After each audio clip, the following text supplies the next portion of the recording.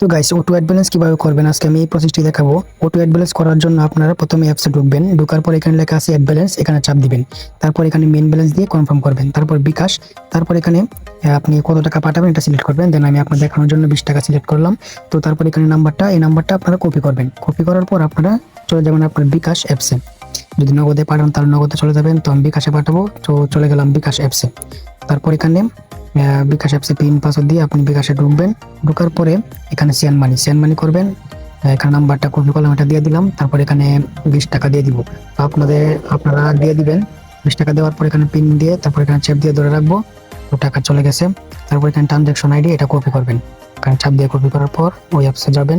যাওয়ার পর এখানে ট্রানজ্যাকশন যেটা কপি করছেন এটা এখানে বসাই দিবেন, বসায় ভেরিফাই চাপ দিবেন। তো দেখেন সাকসেসফুল, অটোমেটিক টাকা অ্যাড হয়ে গেছে। তো এখানে চাপ দিলে দেখতে পারবেন এই যে 20 টাকা। তো আপনারা অফারের যে রেট থাকে তত টাকা অ্যাড করে আপনারা অফার এখান থেকে কিনে নেবেন।